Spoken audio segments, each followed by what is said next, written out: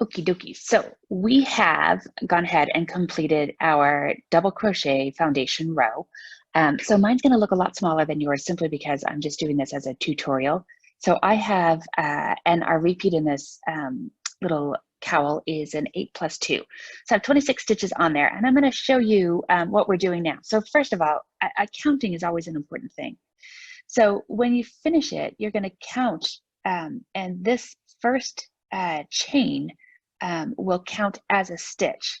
So you'll count your stitches across 1, 2, 3, right? And I'm counting these little posts, right? So 1, 2, 3, 4, 5, 6, etc., all the way to the end. And we get to the end, this last one is also a stitch right there, okay?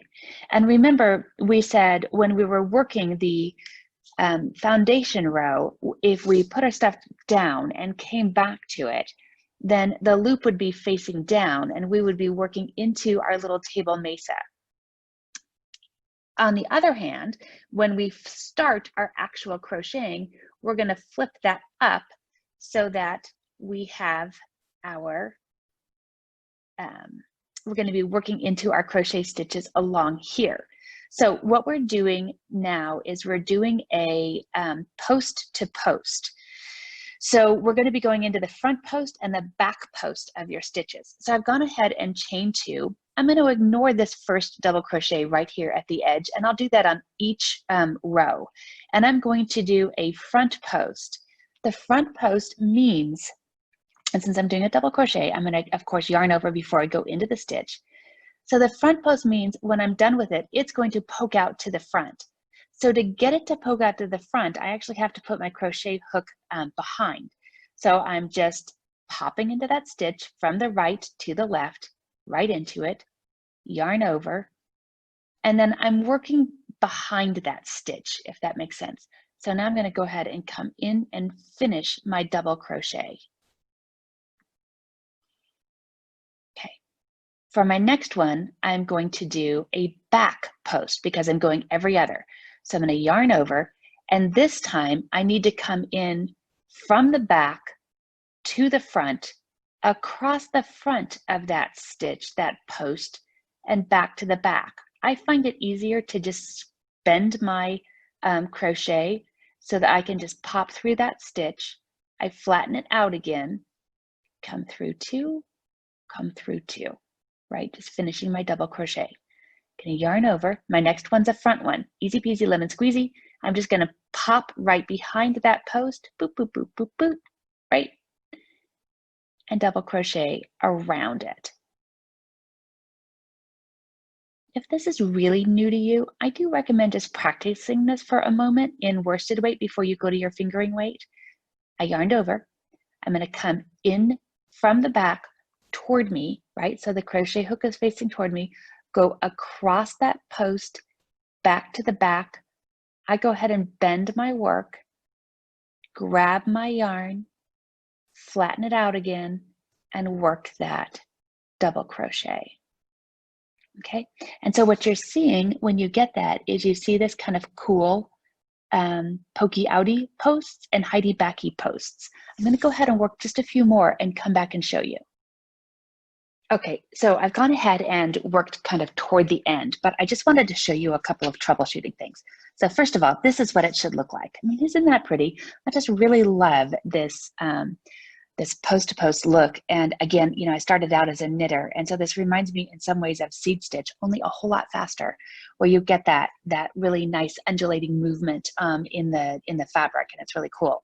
So if you are anything like me, you will be zooming along and not paying full attention and realize later that you've made a mistake. So I thought I would just show you. If you do 2 back posts together, it's going to look like that, kind of, so it looks just a little more solid. If you do 2 front posts together, you see an 11. And so you don't want that, although I think this is a super cool fabric and I probably will eventually make something doing that because I like it, but not for this particular project.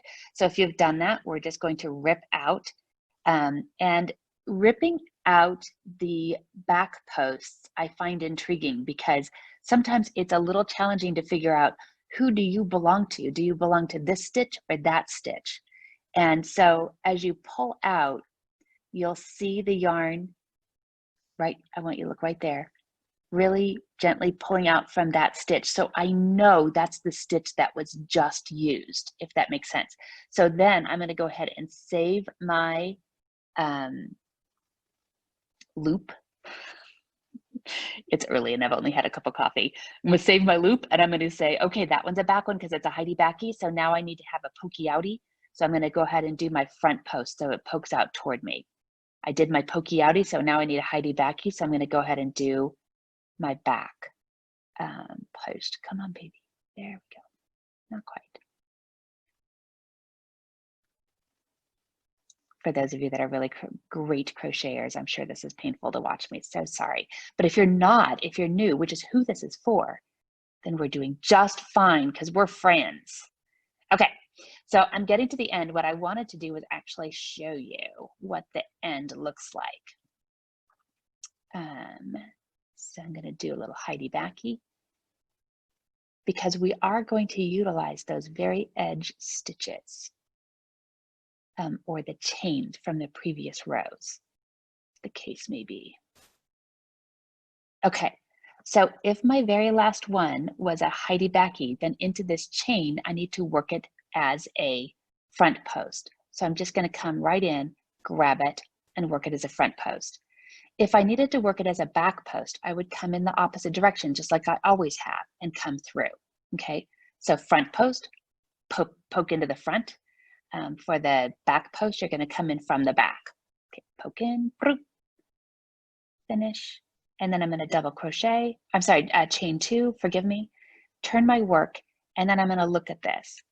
And so if my first one is a pokey outie, then I'm going to make that into a Heidi backy.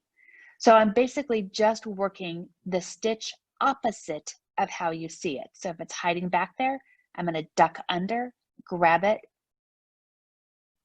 and make it poke out.